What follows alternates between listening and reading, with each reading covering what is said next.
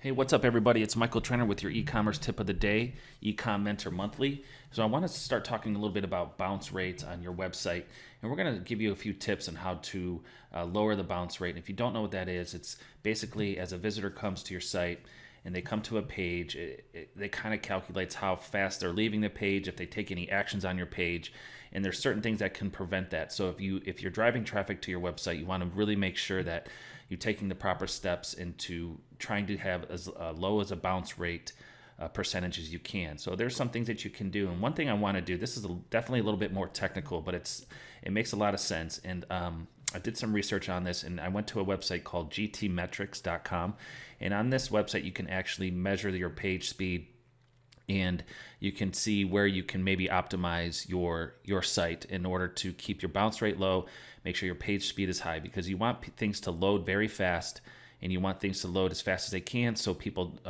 especially if they're on mobile or if they're on a slow Wi-Fi connection, they don't just bounce from your site. So if you're driving traffic, you want to make sure that you're trying to utilize the traffic that's going there, and so you want to make sure your images are all compressed.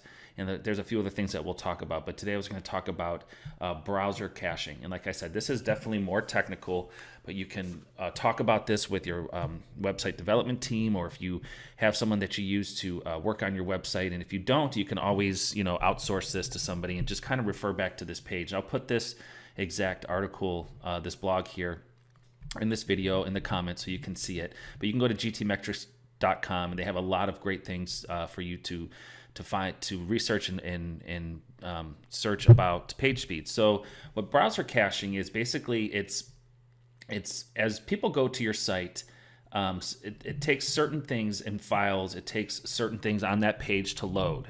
So the more somebody comes to your site, you want to make sure that if there's certain images and certain things on your page that can maybe be cached, so they don't have to load all over again, that will really help with your page speed.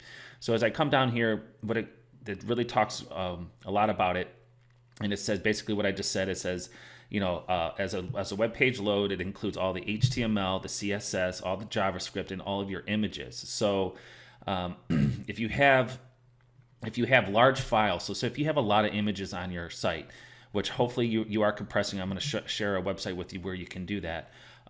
They can take a lot longer to load, and so, like I said, on a slow internet connection or a mobile device, this can really lead to people just not wanting to wait and to see, maybe your product image that you're driving them to an offer page or a product page. And so if there's certain images on the site that you can maybe cache, you can use that as already cached, say for instance your logo on your site.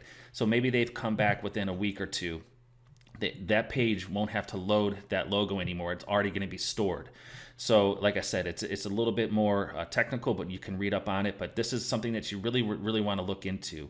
And I'll just read this from you. Browser caching can help by storing some files locally in the user's browser. So like I said, if they ever come back, if you have repeat visitors, in which we're hoping that your guys are getting repeat traffic to your site, their first visit to your site will take the same time to load. However, when that user revisits your website, refreshes the page, or even moves to a different page, your site, they already have some of those files ready to go. So they're already locally there for them.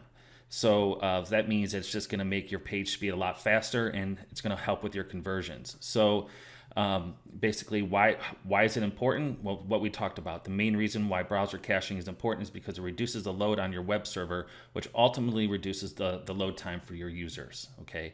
And so down here it kind of gets into how to leverage browser caching. And like I said, this is definitely for something that is for web developers, people that write code and know what they're talking about. But it tells you about how to do that, how to enable your browser caching. You'll need to edit the HTTP headers and to set for certain times and certain types of files.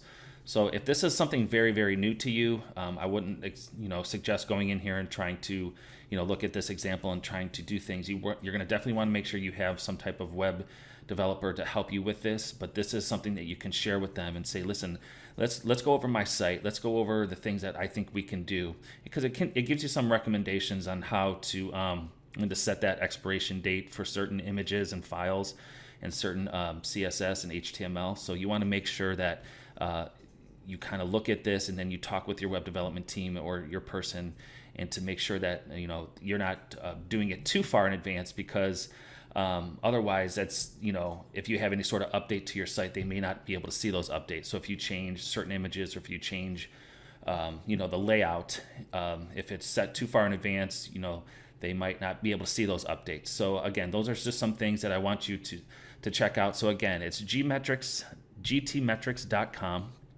And I'll put this link in here. It's really important. It's really cool to, and you can go ahead and look around this site. I definitely suggest this site. When you go to the home page over here, you can actually just put your site right into this URL bar right here and to analyze, and it will pull up and it will give you like a nice little report. And of course, they have an upgraded version where they offer help to try to help optimize it. So bounce rates are really, really important. And the more and more that we learn about bounce rate is the more and more we are correlating that directly to conversion rate. So I hope this helps. This is your e-commerce tip of the day, Mike Trainer. If you want more e-commerce tips like this, just go to ecommentormonthly.com. That's ecommentormonthly.com. Thanks for watching, guys.